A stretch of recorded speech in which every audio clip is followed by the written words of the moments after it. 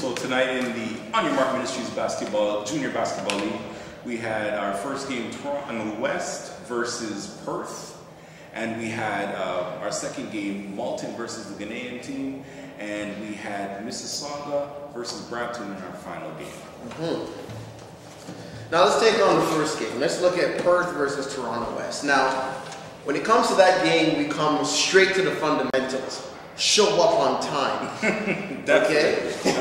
All right. So with there being trouble with the Perth team coming, they already started with a 6-point deficit, and then from there it was a Toronto West clinic. Okay, absolutely everything Toronto West all night.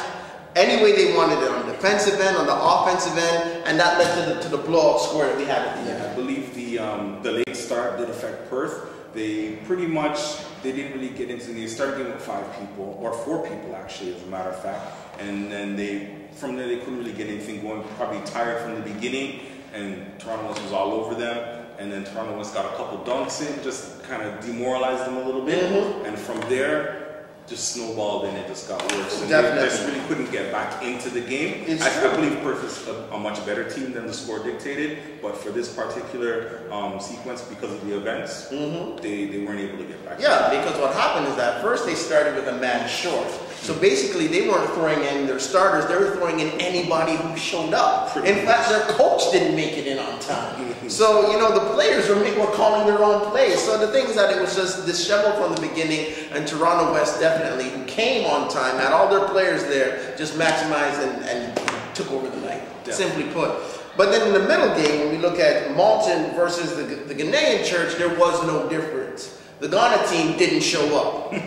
Didn't show up so long that the game was cut short, and they had a 10-point deficit, and then Malton just went to work themselves. So we pretty much had a situation where the first 2 games were just blowout due to fundamental basketball not being taken care of, i.e. show up. Just good old-fashioned tardiness. Amen. Okay. All right, so there's not really much we can say other than the teams who showed up, they won. Now, let's get to the vintage fine wine Mississauga versus Brampton. That game was all-star amazing. Brampton versus Mississauga, a real beast in the West, just getting things going, and from the beginning, that game was going back and forth. It looked like Brampton had that momentum all the way through, but I think when it comes to the veteran play of Mississauga, they came through at the end. I mean, that's what champs do, right?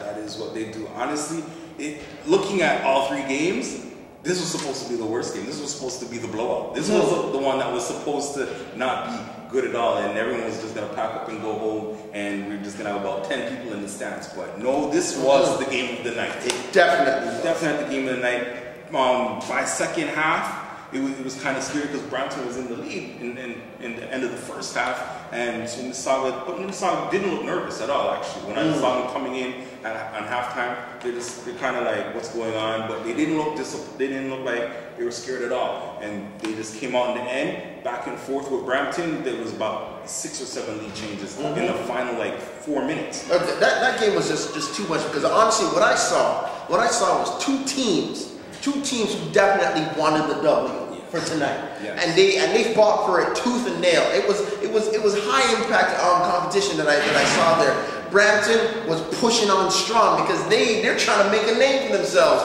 and Mississauga is trying to show that they are still contenders in this league. So there was a lot of pride on top of the scoreboard, and so from the offensive end, the defensive end, they were just pushing each other's buttons, and it was just an amazing game to see. You could see there was a little rivalry going on there with Andrew Stevenson, number 15 for Brampton, and Shelby Taylor, number 1 from Mississauga. They were, at the last couple minutes, they were just going head to head, back and forth, until finally Stevenson, he could have really put Brampton on top if he hit that free throw. Could have took a little wind out of Mississauga's sail, but he missed the free throw, gave Mississauga a little extra life, and they came down, and Shelby Taylor hit that game-winning buzzer beater. Yep. Killer.